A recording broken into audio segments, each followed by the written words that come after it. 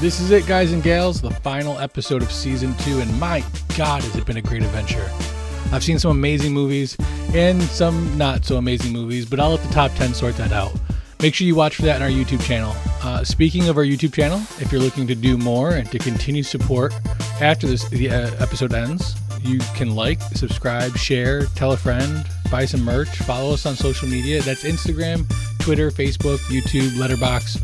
Also, don't forget to support those who support us. This episode is brought to you by Ridleys Gaming Realm.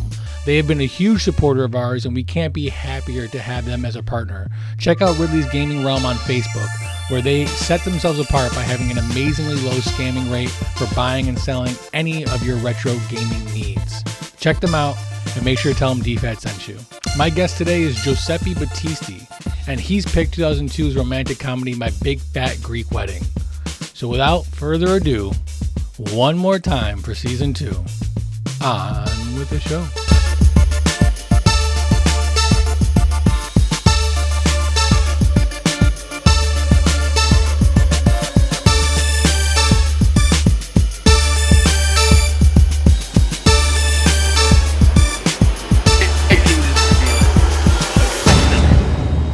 Okay, so Joey, thank you so much for joining me. I really appreciate it. I've been trying to get you on the show for a long time, and I'm glad that we finally got our schedules to align and we could do it. I'm also very excited. I'm curious to see what this is all about. I've been hearing about this podcast for a while. So you picked 2002's independent romantic comedy film My Big Fat Greek Wedding, starring, and I'm going to butcher all of these names, Nia Vardalos. She's from I Hate Valentine's Day and My Life in Ruins. And then John Corbett, who's most notably from Sex and the City, but also was in Serendipity and a couple other romantic comedies. So I'm going to start the podcast like I do with most of the podcasts. What made you pick this show? Of all the shows, of all the movies to pick, why this movie? To be honest, I mean, it's my favorite movie. It's not a good movie. Let's get that put that out there. I'm really curious to see what you think of it. But to be honest, it's not a great movie, but it's a great depiction of, or it's very relatable for me. It's like if I were to watch my life in a movie, like interacting with my family, it would be that. So for me, you go on. I was gonna say, so we've known each other for quite a number of years now, and I kind of thought that's why you picked this movie, because it does seem like all the stories that you told me about, just cooking with your family and big family get-togethers, and how kind of the family is always around. It's always part of the things you do in life, and so watching this movie, I kind of thought that might have been why you see this as kind of your family. Yeah, and I mean it's literally. I've talked to tons of people, like anyone who's Greek or Italian or whatever. Like it's very similar, and everybody pisses their pants. Like, and I don't know if it's the same humor for you, because like I've been in those situations where like someone just says ridiculous things that an outsider would be like, what? Yeah, okay, you don't eat meat. I'll make lamb, no problem. Like who said my grandmother said shit like that before. Yeah, I mean, I think I am not personally Italian. My family is pretty dense in German, a little bit of Canadian and stuff like that. But I think regardless of your nationality, I think anybody can watch a movie like this and relate to being embarrassed by your family. I mean, even though they mean well and they love you, sometimes they're overbearing, sometimes they're obnoxious, sometimes they're just insane. And when you have an outsider come in, you got to kind of like brace them for what they're about to experience. Yes. So, I mean, that's a lot of the reasons why I picked it. It's very relatable, stuff like that. I also think it's easy watching. Sometimes I don't want to sit down and watch a movie that's like, okay, now let me rethink my whole life and let me ponder on my existence, or I want to be scared shitless. Like sometimes you just want to watch a movie and just it be, easy to watch and just relax and just laugh a little bit. You know what I mean? Sometimes I enjoy those movies more than I do something that's groundbreaking. Yeah, we've joked in the podcast before about how Netflix should have a category of movies that you can watch while playing on your cell phone. You know, things that you don't need to necessarily be completely paying attention to, but you can kind of still get the plot of the movie and not miss anything. Yeah, and it's just it's a relaxing time to watch a movie. You know, it's not too engaging. Like sometimes I just don't care enough to be engaged. Like I'm engaged in stuff all day long, and I just don't want. I don't need something that, like, I need to think about while I'm watching it. I'm like, oh my god. Oh wait. Oh, so he means this. Oh wait, no. Maybe he means this, and maybe the world isn't like that. I just don't. Sometimes it's a bit much. There's a great movie called Primer. I want to say it's on Amazon Prime, but it could be wrong. I use the word movie loosely. It's like an hour and 10 minutes, but it's a time travel movie that you have to watch like decoding videos afterwards on YouTube to understand it.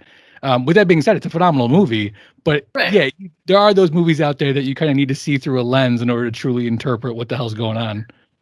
Like Inception. I had to watch Inception, and by the sixth time, I finally understood what half of it meant. It's like, okay, great. That was enjoyable. I'm glad I had to do that. Spend 3 years of my watching a movie. That's the other great thing is this movie is a very tight 95 minutes, hour and 35, which is a pretty standard movie length, between an hour and a half, 2 hours. Are you into like the 3 hour movies, or what's your preference? I'm into some of them. Like I love like Lord of the Rings and things like that, The Hobbit and stuff that has. I guess those are more like series. You know what I mean? Like it's not just like 1 3 hour movie. But generally, like, and I guess caught up in them over like the course of the movies. So like otherwise, like someone's like, "Hey, go watch this movie." I'm like, "Oh, cool. How long is it?" Like, "Oh, it's 3 hours and 15 minutes," and that's just almost a hard pass immediately. Like, I'm just like even I'm not the biggest into. We talked about this before, but like the Marvel movies and stuff like that. So like Endgame what is the last one called? Endgame. Yep. Endgame. Yeah. So, everyone's like, oh my God, it was like amazing. It's like the best thing in the world. But it's like 2 hours and 45 minutes. And I'm just like, I don't care about it enough to watch this. Like, it's cool, but I just don't need to see how they save the world again in 3 hours. Right. I don't, like, personally. Like, and I like superhero movies. I just don't, like, love them enough to sit down for 3 hours. Well, Lord of the Rings, I love enough to sit down and watch for 3 hours. If you get a chance to break the rule, definitely check out Zack Snyder's Justice League. 4 hours, but definitely worth it.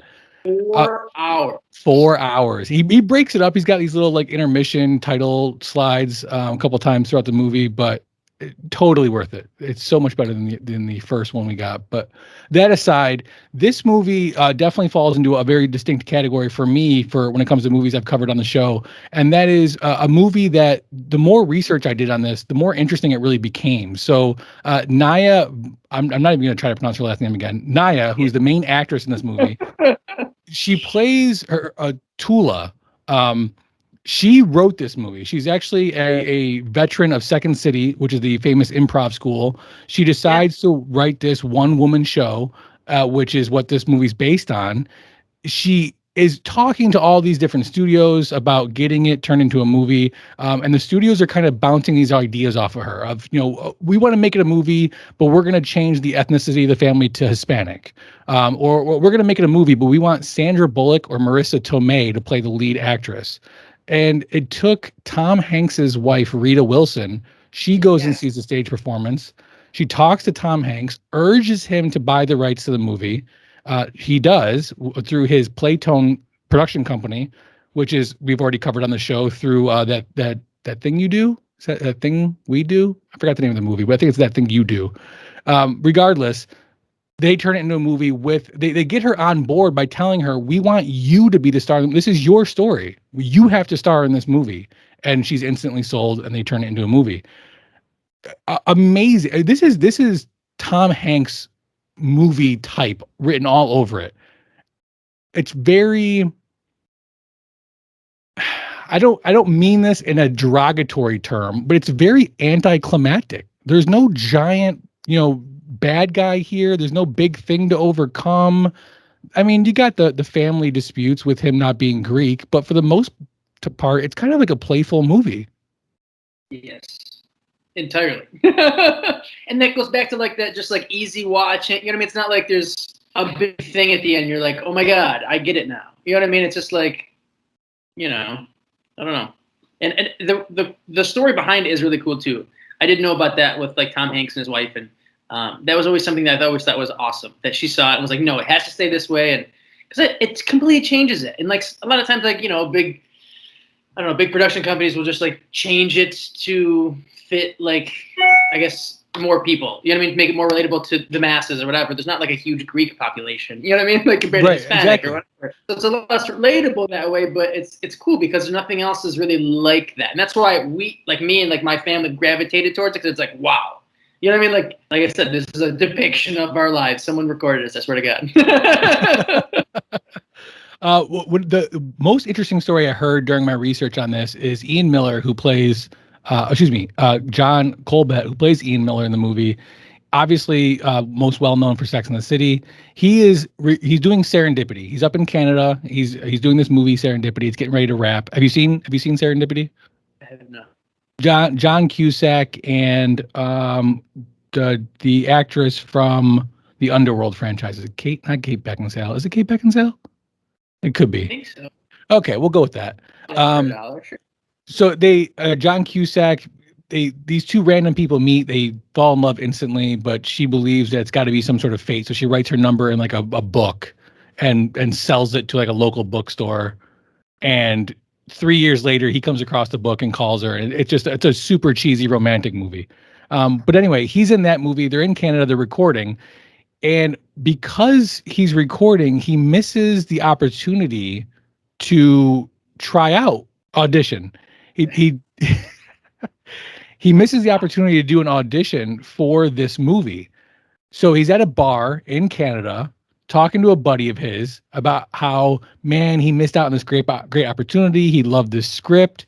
Meanwhile, Nia and Gary Gozman, who's the producer at Playtone, are doing pre-production on the film in Canada in that bar, overhear the conversation, and hire him on the spot for the role.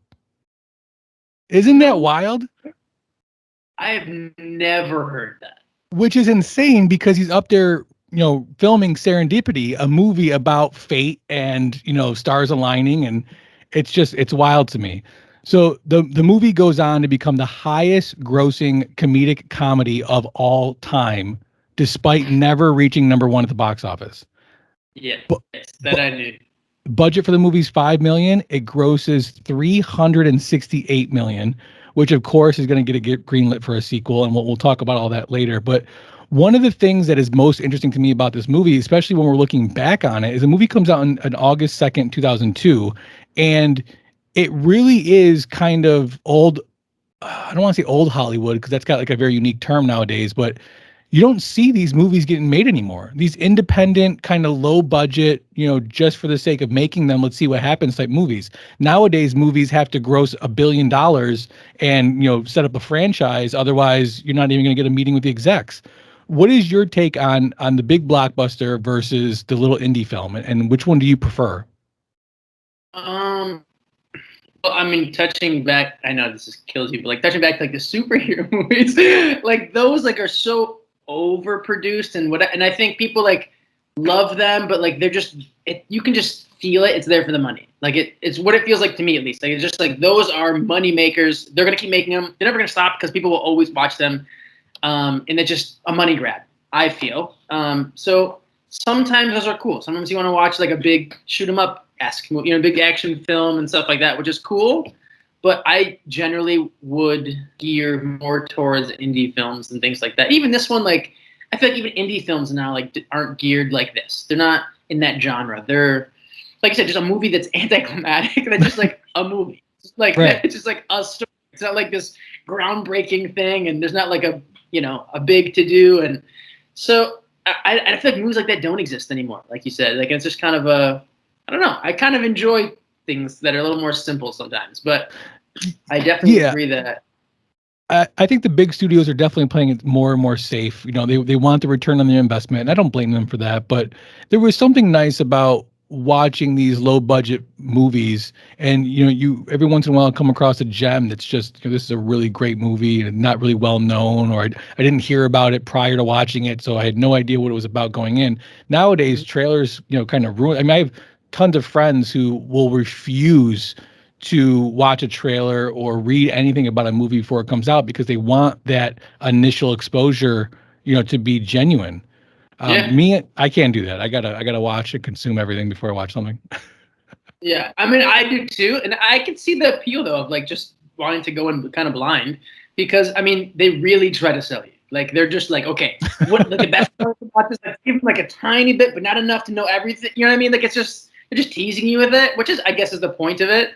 But they do reveal a lot more. Like I went back, I don't know for what reason, but we were trying to watch a movie from like the '90s a couple weeks ago, and like I was talking to my brother about it. Oh, it was Castaway, right? Oh, great movie. So, yeah, great movie, right? So, and so my brother's never seen it or something crazy like that. So basically, we're like, I was like, oh, dude, let's just, he thought it was a comedy. He thought Castaway was a comedy. So we went back and like we watched like the trailer, and like that trailer happened to be like it gave away a lot, like a lot. But like we're looking at like some other '90s movies, and those gave away nothing. Like you're just like barely like. You know what I mean? Like you didn't even know what was the point of the movie. You know what I mean? Almost when you were done. So, I mean, I guess that leads to curiosity as well. Because I have to touch on something though. Was your brother aware that Castaway existed? Yes. But yet somehow he thought it was a comedy? Like, does he remember? He remembers seeing like the trailer at some point, or at least being aware the movie existed, but thought it was a comedy.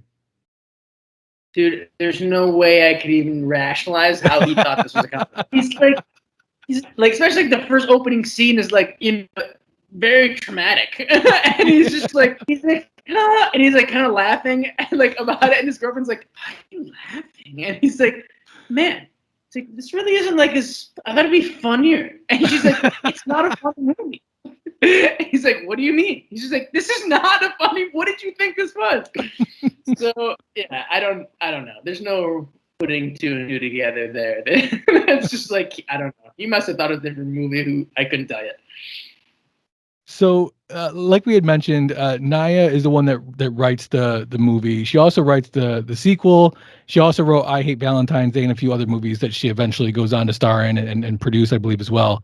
The director for this, Joel Zwick, did lots of TV stuff, but no real big movies prior or even since, which I thought was kind of interesting because such a huge movie, I would assume would spur a career, but it doesn't seem to have done that in this scenario. I think this is kind of random happen chance where like this did well. I don't know if you could recreate this again and have it do well. You know what I mean? Like that style. So I don't like if that his style of directing maybe just didn't appeal to big production companies or something. Or yeah, I agree. I think this was just kind of lightning in a bottle. I mean, like we had talked about, we you look at a movie like I forgot, The Paranormal Activity is another great example. Another movie that had a very low budget, went on to do huge at the box office. This movie doesn't really have that same draw with the horror genre. It's going to have a huge following, and obviously, more people like the Italians and Greeks and people that come from large families, people that can relate to these characters. And like I said, I think everybody can relate to a character that is, probably slightly embarrassed by their family and how is my family or how is my loved one going to react to meeting each other? So, I mean, let's dive right in. So the movie starts off and we have Tula. She's 30 something. She works at a diner, which is run by her family. I'm sure a scenario that you cannot relate to at all.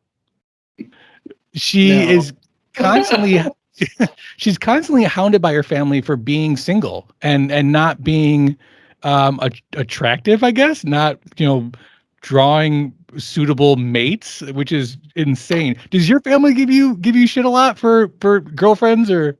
That's more older generation stuff. Like my grandmother will be like, when I was younger, she's like, "You got a girlfriend?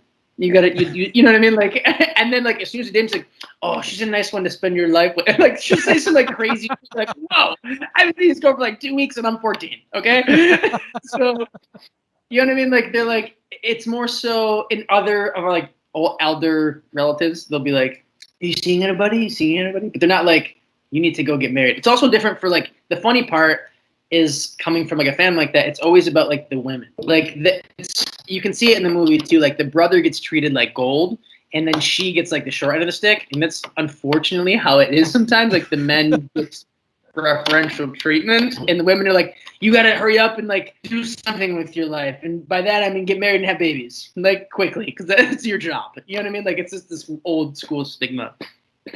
I don't want to get super political, but that is something that I think that we're going to see a huge shift in, in the next 20 years is, I'm with you. I grew up with a generation where, the grandparents or even the older aunts and uncles were kind of like, once you hit mid-20s, what's going on? When are you going to settle down? When are you going to find yourself a nice, significant other?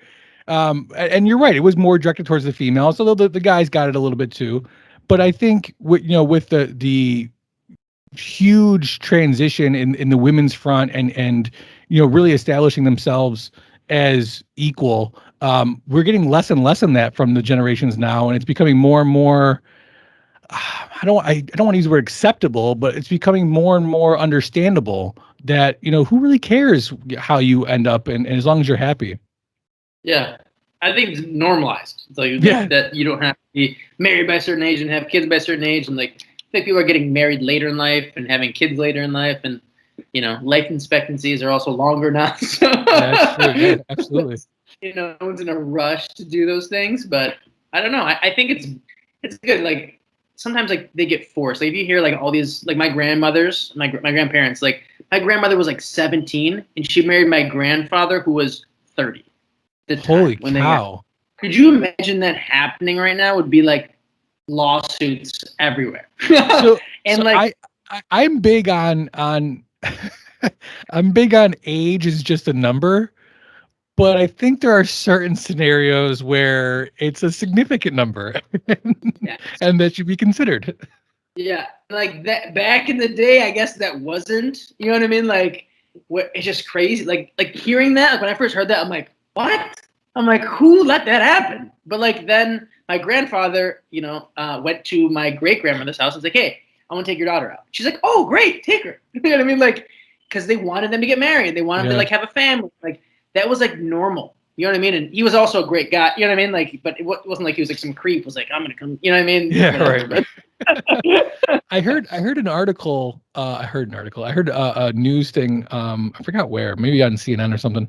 And they were talking about how India still has like a 95% arranged marriage and like a 98% or I guess rather a 2% divorce rate.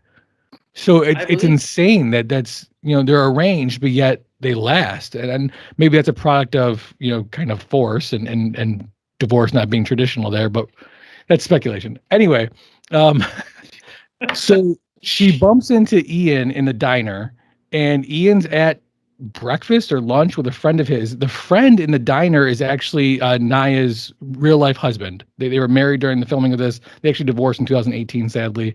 But I thought that was kind of cool that she sneaks him in there, and she's smitten right away. She's truly attracted to him, and she's kind of flustered. She doesn't know what to say. He seems to notice her. And then, like a light switch, she suddenly wants to go to school, wants to go to college, starts wearing makeup, kind of prettying herself up. And through force, I think, she convinces her father to let her go work for her aunt at her travel agency. Again, something, family owning multiple businesses, something I'm sure you know nothing about. I've never heard of that in my life. This is going to be at the end when I usually let the guests plug whatever they want to plug. This is going to be the longest plug in the history. I can't wait to hear it. It's going to be great. I'm so excited. Pull out a piece of paper. I actually have a list here. I have to. So one of the things I couldn't understand was, is she doing this in hopes of running into him again? I think it kind of gives her like motivation, if you will. Like she sees somebody who like she's interested in, and then she like there's another scene where she's like looking in the mirror and she's like kind of realizing that like she could put more effort into how she looks or things like that, and like it kind of sparks this creative side of her to do something different and to be more presentable and do something with her life. Like that the restaurant wasn't an end all.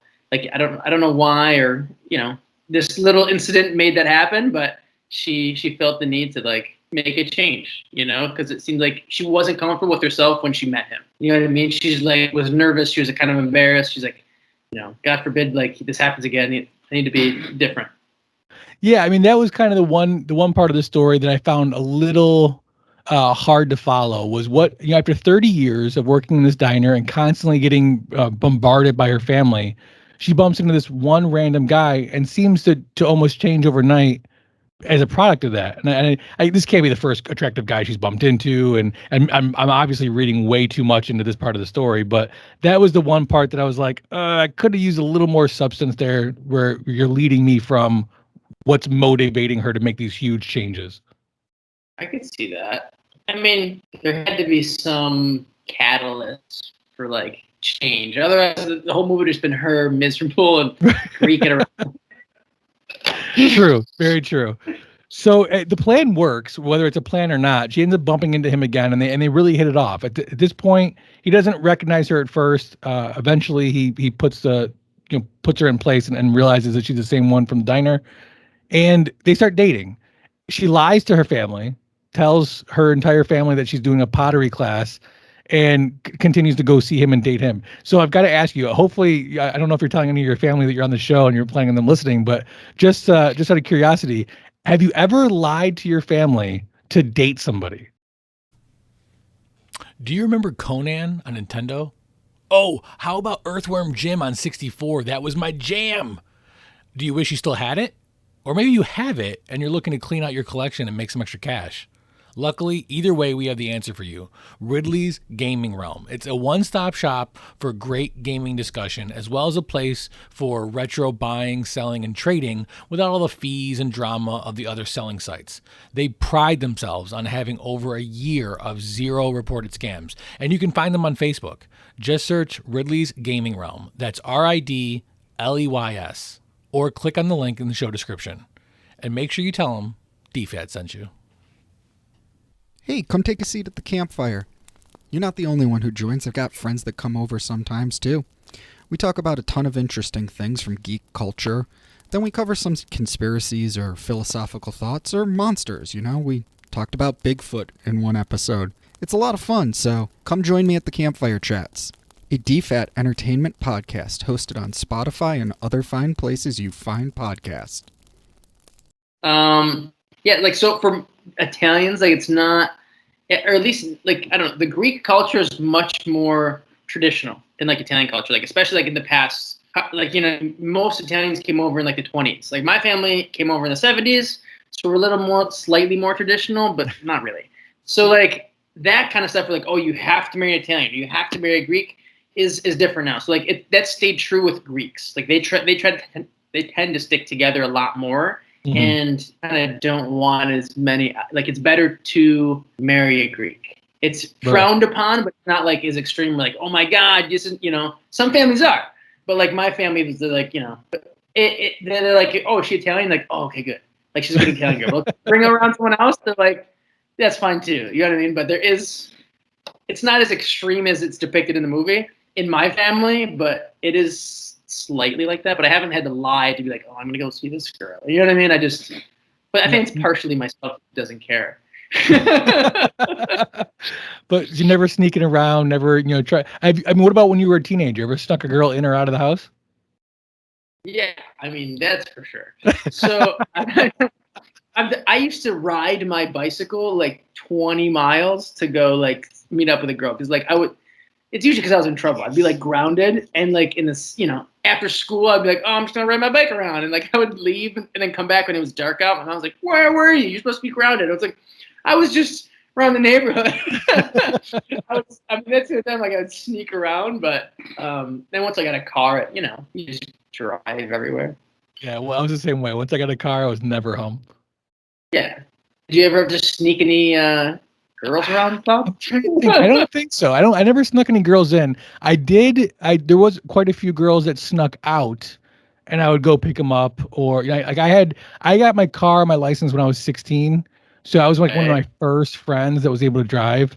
So I constantly was I don't want to say chauffeur, but I was constantly the one going around scooping everybody up after they snuck out and we'd party at night or whatever.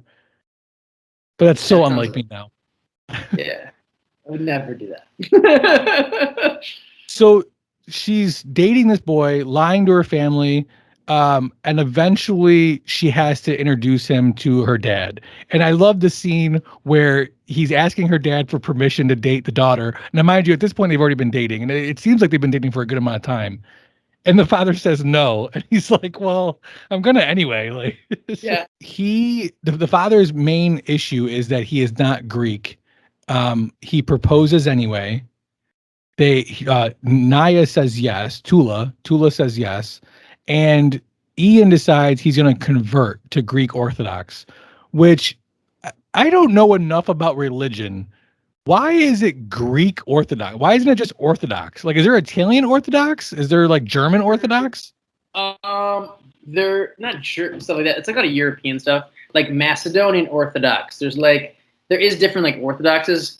Italian's just like Catholic, the Roman Catholic, just what it is. But like, there are different nationalities that have like Orthodox, which is just like, I don't know enough about it either, but I think it's just a term just to like, separate themselves. So this is Greek Orthodox. This is like, not just your run of the mill Orthodox. So I gotta see I need a Venn diagram of the differences in the different Orthodoxes. That sounds awful. But yeah, I don't know. I mean, they are like, and I actually have a buddy of mine he's very Greek, and his sister married a guy who is not Greek. He's actually Italian, and he had to do the same thing, get like baptized in a little kiddie pool, like how in the movie. And oh yeah, that's like a real thing. Like they weren't gonna get married. They can't get married unless they are actually baptized into the church. That's not even a joke. So do you have to give up your religion to get baptized into another religion? I don't know. Maybe. I think I always thought you did, but now I kind of feel like it might be like your nationality. Like you can have Canadian citizenship and still be an American citizen, or dual citizenship for religion. I could see that.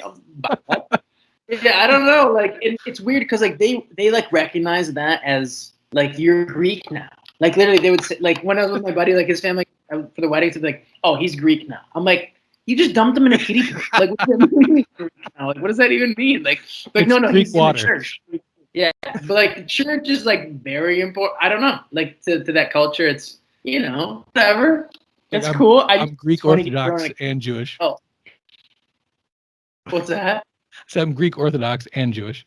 Yeah, that one might not fly. I don't know. So he gets baptized, and at this point, they're going to start doing the wedding. Now, this is another small pet peeve I have.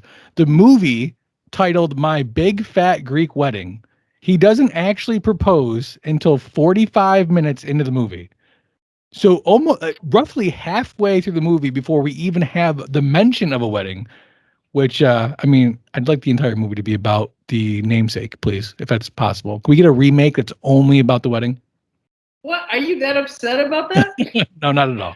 Okay. I did think it was kind of funny, though, because I did expect more of the movie to be about how her family kind of takes over the planning of the wedding, which they do. And that kind of, finishes out the movie with them obnoxiously planning every instinct of this. I did note that there's like 100 different bridesmaids, which I thought was great. Because God forbid you offend anybody. You got to have every cousin and sister, brother in the wedding. Oh, yeah. Everywhere. It doesn't matter where in the world they are. We have to invite them. You have to make room for them. So, and then again, that's really it. That's the major conflict. Is the family is kind of leery about him because he's not Greek. He proposes, he converts. The family obnoxiously plans the wedding, and they get married. They had this like heartwarming final scene where the father gives a speech at the wedding saying how amazing he is. And I even wrote, like, it's like you said, the aunt says at the wedding that he looks Greek now, which I thought was hilarious. Like, not that we like him, he's Greek. No. He looks Greek now, yeah. And it's cute, like when the father, like during that time of the speech, he's like, here we have apple and orange. You know what I mean? Like, because like he like makes the relation with the words, like, oh, this comes from the Greek word whatever. This comes from the Greek word, this. So he's like, Miller comes from the Greek word Milos. Total stretch. He's like, that means apple. And then, you know what I mean? Like, and then Portocalos comes from whatever is orange. So I think that's funny. My family does shit like that all the time. Like, oh, they actually comes from the Italian root of this, which no, they don't. Do they really? Yeah. Oh, for sure. Especially like the older people are like, oh, that's Italian. That came from like ancient whatever. I'm like, you just totally made that up. But it's cool. But it's cute. Like in the end when he's like, what's that? But it's cool. Yeah, it's cool. Yeah, whatever. So, it's just like, here we have like, apple and orange, but at the end we're all fruit. Like it's just a funny thing. It's just like, it doesn't really matter at the end of the day. Like, and it's not like it's like this big realization, but like it is just something stupid and simple like that.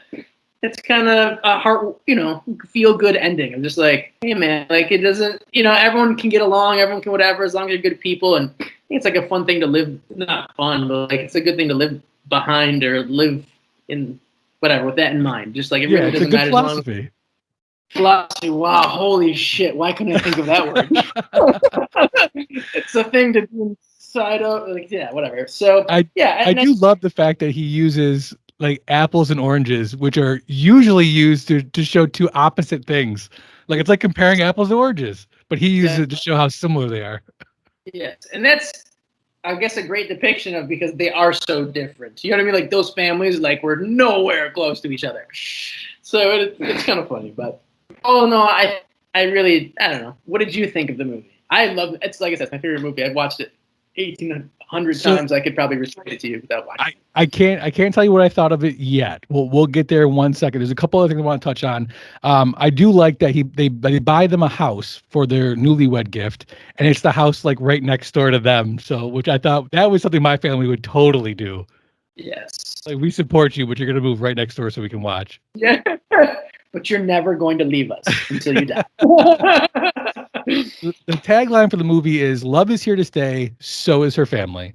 The movie is surprisingly rated PG for sensuality and language, which not much of either. It'd be very simple PG rating. And then the only other things I wanted to touch on before we move on is the movie's nominated for tons of awards, including Best Original Screenplay, Best Writer, Best Actress, Outstanding Performance, but only ends up winning the People's Choice Award for Favorite Comedy Motion Picture. It does, however, stay in theaters for 52 weeks, which is 11 weeks longer than Titanic, which is insane. Unfortunately, after leaving theaters, Playtone and the cast of the film end up suing the studio for Hollywood accounting. So this is a big thing in Hollywood, and actually we're seeing it right now play out with Scarlett Johansson suing Disney. What's part of a lot of these actors and actresses' contracts are based on the performance of the movie. So if you can think of it like a sports player, I'm going to get so much as a flat fee for being in the movie, and then I'm going to get bonuses depending on how the movie does and how the ticket sales go and how long it stays in theaters and so on and so on and so on. Well, Unfortunately, you're essentially trusting the studio to report those numbers to you and tell you, okay, we did this well, this way, therefore you earn this much. And Hollywood is notorious for doing what's called Hollywood accounting, where in ads, the studio says, oh my God, My Big Fat Greek Wedding, is a #1 movie and made hundreds of millions of dollars.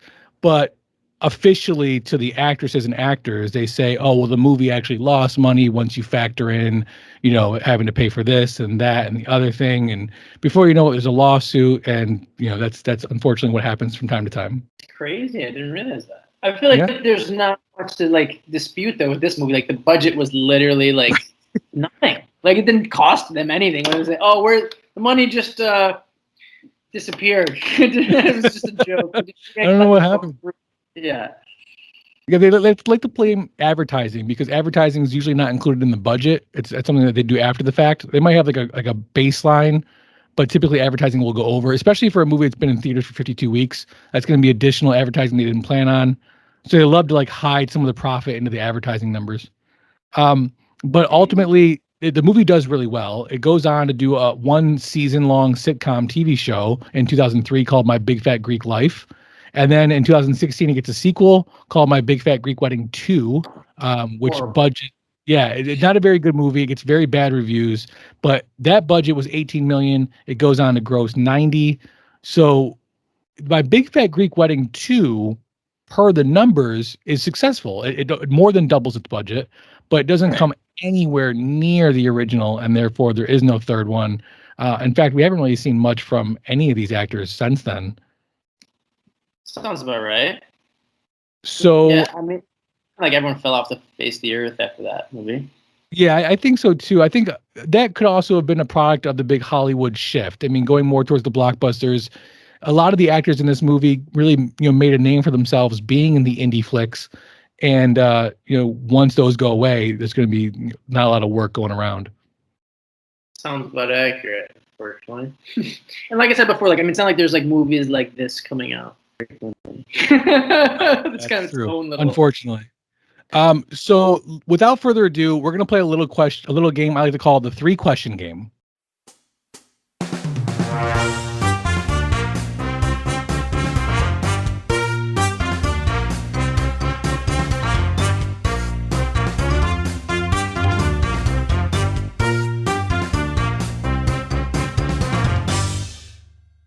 So this is really simple. Me and a crack team of my associates, we put on our science lab coats and drank tons of Red Bull and came up with 3 questions that we think kind of apply to all movies. And it's going to help us determine whether or not this was a good movie. Okay. So as it pertains to 2002's independent romantic comedy film, My Big Fat Greek Wedding, question number 1, what is the message of the film and do you agree with it? Oh, yeah, I think it's kind of like what we touched on before is that, there's sometimes these things, I guess, that they're set in your life, like these thoughts that, things have to be a certain way, that you have to marry a Greek guy, that you have to do whatever. But in the end, it really doesn't matter as long as you're happy. And I think that is a big theme. And then I think just the family aspect of it. I think having those people close to you that drive you crazy, that are ridiculous, that embarrass you, whatever. But at the end of the day, I mean, I wouldn't have it any other way. My family's insane. I think she says that at some point too. You know what I mean? Where everyone's insane, they drive her crazy. It's just constant work.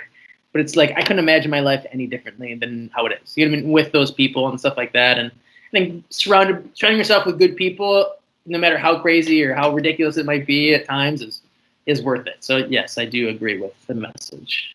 I couldn't agree more. I mean, like I said, everybody's got family they're embarrassed by, but it's always nice having a house full of people. It's always nice having all the noise and all the love and there's nothing better than getting around the table and just telling old stories with family too. I mean, we do that all the time.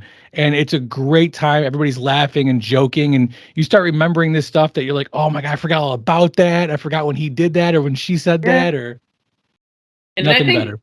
That's even storytelling like that too. It's so important that's how tradition gets passed on, and that's how you get to know.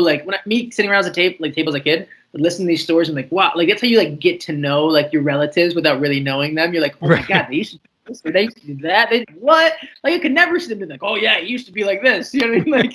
It's kind of a cool insight and the people you're close to that you might not know, especially as a young kid. It's cool being exposed to that, and if you weren't surrounded by all those people, you would never know. You know what I mean? Right. So what do you mean Uncle Steve had a drug problem? That's crazy. He crashed a what? He used to have a horse? What? All right. So question number 2. How did the movie leave you feeling, and do you think it was intentional? It's great. It's a feel good. It's you feeling it's heartwarming, and these people end up having a great life together, and it's definitely intentional. I would think that you're supposed to feel good at the end of this movie. If you don't, you're evil. I don't know. How dare they live happily ever after? They should have, beheaded him at the wedding. I don't know. Yeah. So I definitely think it was intentional, and I think it's great. And that's I said, one of the reasons why I liked it, where you didn't have to, go crazy thinking about it, and it was just makes you feel good, and that's about the end of it, which is sometimes all I want out of a movie. Yeah, absolutely. Pretty basic, and that's all it's meant to do is to make you feel good. And then the last question: what is the most important sequence in the movie? Most important sequence, isn't series of events, or what do you mean? What is the scene or scenes that is the most important in the movie? I wasn't ready for that. The most important. I mean, I think probably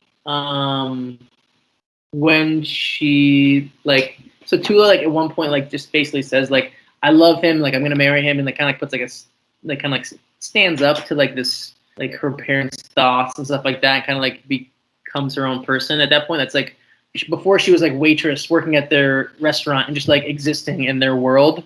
And I think at that point she's like, no, this is my life, and even though we're not doing exactly the same, like I'm going to have a good life, and you guys have to accept me for it. And they're like, oh wow, we do just want you to be happy. So you're right. And it's just kind of like this cool, flip flop. And because I've seen situations like that, in my family. So for me, it's like, you're like, oh wow, like sometimes you just need to cut the cord kind of thing, and then your family loves you, like they should accept you. Should. But I think it's really like, pivotal point in the movie. Yeah, I mean, I think in a movie titled My Big Fat Greek Wedding, I would think the most important sequence is going to be his proposal. But being as that comes 45 minutes into the movie, I'm going to say that it's probably it's got to be her original run-in with him, because that's going to spur her going back to college. That's going to spur her, bettering herself. And like we talked about, the movie needs a catalyst. And that's the catalyst. So for me, it's got to be that first scene. Maybe the scene itself isn't very pivotal, but what it sets up is so huge. I can see that. Yeah. So that's it. First off, a huge kind of thing for me. I just realized you're my final guest for season 2. We switch up the questions every season. That is the last time I'll be asking those 3 questions. It'll be 3 brand new questions for season 3. Very excited. So stay tuned for that if you guys are interested in seeing what those questions are next season. But that's it. So on a scale of 1 to 10, 1 being horrible, 10 being a masterpiece, what do you rate this movie? What do I rate this movie? I think it's a solid 8, solely because I can relate to it. I don't think it's a masterpiece by any stretch of the imagination. I'm, realist, but I really enjoy it. Like I said, it's my favorite movie. Is it the best movie ever created? Hell no. But is it quality for what it is? I think so. So I'm going to leave it at an 8. What do you think? I will give it a solid 6. I think it's a good movie. I don't think there's anything wrong with it. I could use a little bit more of a conflict, a little bit more of a plot. Like you said, this is kind of an end of an era of these sort of indie films that don't really have a huge plot or issue to get over. But with that being said, it's a true love story. It's a feel-good movie about family. I mean, how could you not like it? Yeah. I will say that I could understand why the sequel didn't do good. I could understand why this story can't continue. Yeah. This is totally lightning in a bottle, though. For it to do this well, it must have just been that one of those things where it was like, this is what people needed at this specific time, and you can't really replicate that. Yes, and I think it's exactly what it is. Because if you ever seen like the movie My Life in Ruins, the other movie that the main actress did, it's horrible. It's like kind of just stretching on like the same exact thing, like this foreign like lifestyle, whatever. And then the second movie, My Big Fat Greek Wedding 2, was just like just doomed from the beginning. Like everyone the reason why it did 90 million is because people were like, oh my god, the first one was great, but like I know this one's gonna suck, but I just have to go see it anyways. Like that's like everyone I talked to said that, and that's what it is. It's horrible. Like this was a great one, one and done, but yeah, I could. So for perspective, have you ever rated a movie a 10? And if so, what was it? Great question. I don't think I've ever given a movie a 10. I can tell you that of all the movies that I've covered, as of right now, my number 1 movie is Birdman. And I say as of right now because we are going to do a new top 10 in between season 2 and season 3 with all the new movies that we've covered. But for me, what makes a good movie is it's objective. I mean, I could list off everything that makes a good movie for me, but one of the things that I find the most interesting about doing this podcast is when I have people come on the show, and you're not the first person. In fact, you're probably not even the 10th person to tell me this movie's bad, but it's one of my favorites, or I know this movie isn't good, but I love it. And I Yeah. think that's so funny because when you ask somebody what their favorite movie is, 9 times out of 10, I'm going to get some, blockbuster hit. They're going to rattle off like, oh, it's got to be The Godfather. It's got to be, I don't know, 1917 or something like that. But I think what the truth is so many people have these secret indie films or B films or movies that didn't do very well that wind up being their favorites just because it connects with them in some certain way. Yes, and that's what I love about lots of different art forms like music, cinema, whatever. It's just like it makes you feel a certain way, and you can connect to it, and it just gives you something to, I don't know, feel like emotions. I think it's just an important thing to have a connection with anything, and if it's music, if it's art, if it's cinema, if it's whatever, I think like it's good to have those that kind of spark things in your life, like how you were saying before, like this movie might have just been something people needed during that time, like something just to distract you from whatever, in that moment, like, wow, that's like the catalyst that changed for me. It was like, maybe I can just like chill for a second and just like not stress out about what my family wants me to do or whatever. Who knows? But like, I think those are important things that, whatever connects you to some sort of feeling is good. Yeah, very, very well said. Very well said. In fact, let's use that as an opportunity to go on to our next segment called Guess That Tomato.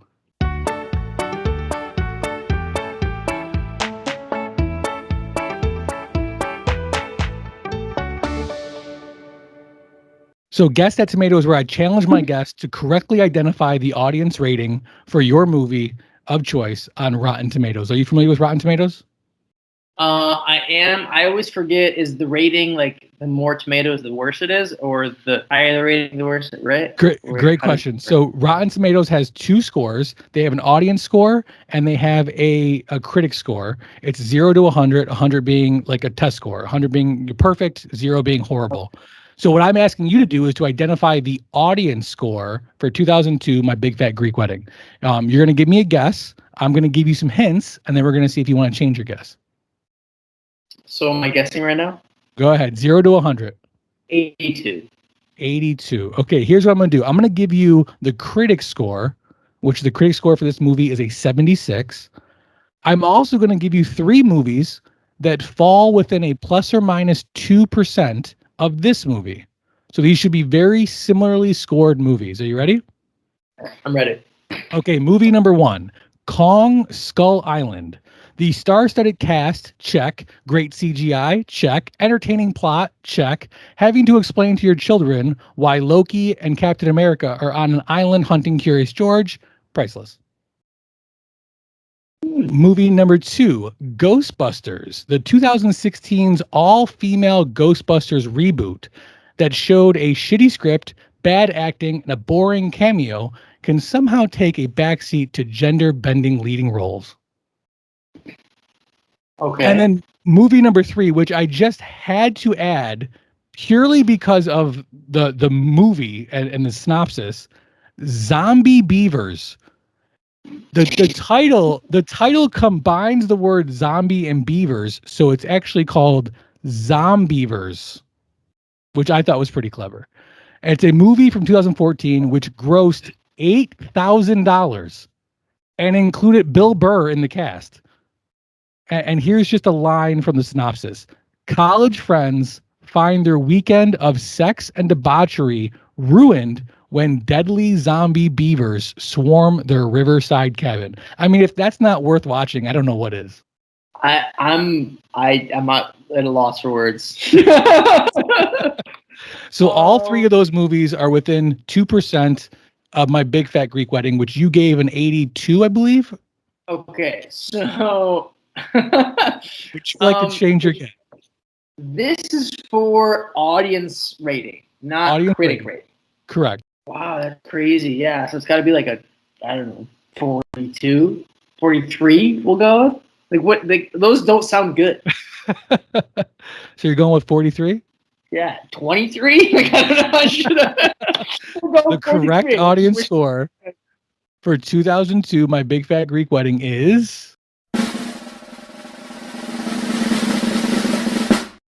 73. 73. Zombievers is a 71. It's a 71 on Rotten Tomatoes. Are you kidding me? I thought those were all like going like downhill. Wow, cool. So I guess my first guess would have been much closer. I think you need to rent Zombievers right now and see what the hell the hubbub is. I know what I'm doing the rest of my night tonight, I guess. That's crazy. So one last thing before we sign off, I guess. Well, not the last thing, but one of the last things is, it's a firm believer of the owners that don't forget a towel, that everybody geeks out on something. While it may not be movies and comic books, maybe it's planning a wedding and switching religions. So I got to ask you, Joey, what is it you are currently geeking out on right now? Oh, well, oh God, there's a couple things, I guess. So as we've talked about before as well, like I started doing like a catering business / pop-up thing with pizzas. So dough has been a constant obsession of mine for years, and it's just sparked the past year and a half. So when you say dough, I'm not familiar with the terminology. Are we talking different than like breads or like bagels or like, what kind of dough? What's the definition we're using? Pizza dough. So specifically pizza dough. Yeah. So I mean, like any sort of dough like that. Pizza or bread, and there's like so much more to it than just like flour, water, and yeast. It's like extremely in depth, and it's like almost like science. Like, depends on what kind of flour you want to use. Depends on what kind of yeast you want to use. How long do you want to let it proof for? Do you want to use it? Do cold fermentation, warm fermentation?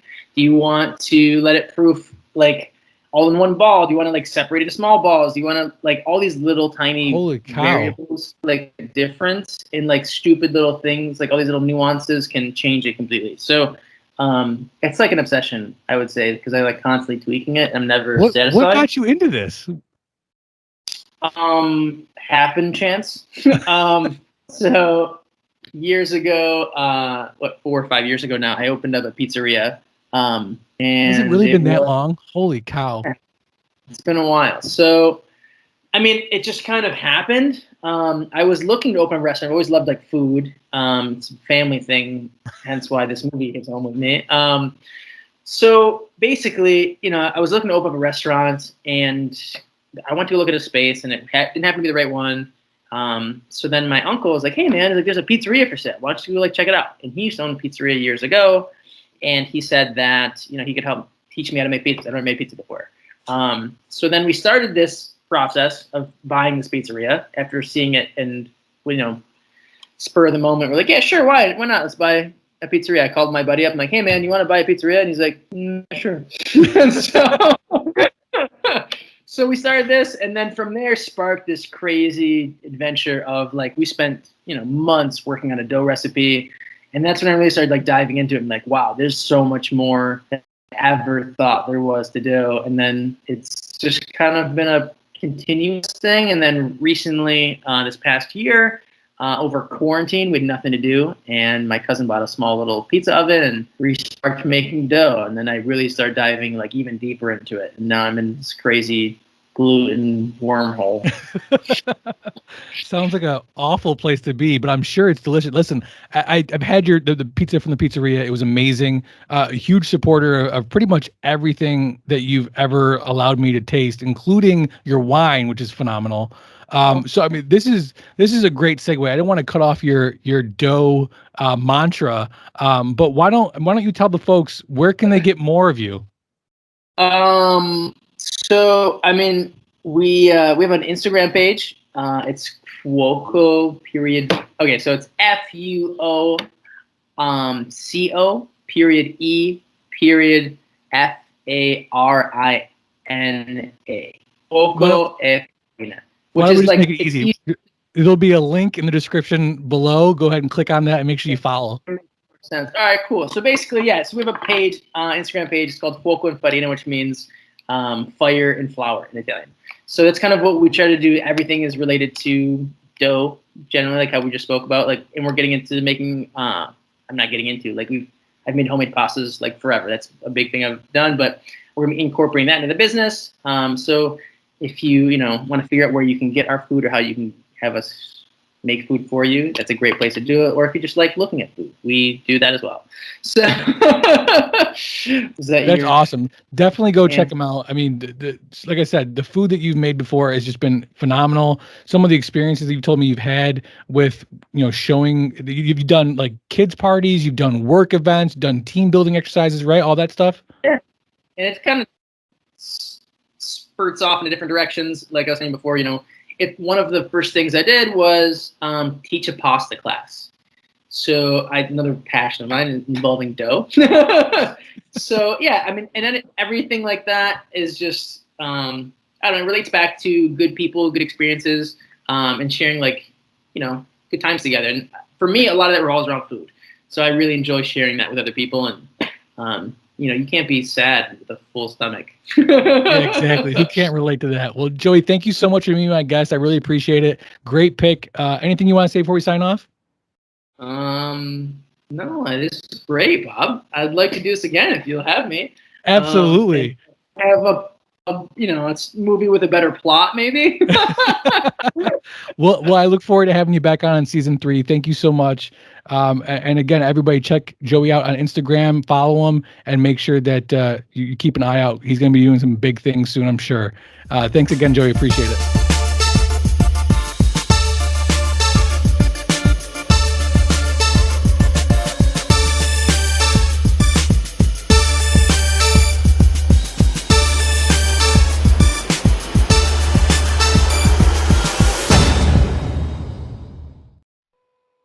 You've got Gutsy Media Podcasts.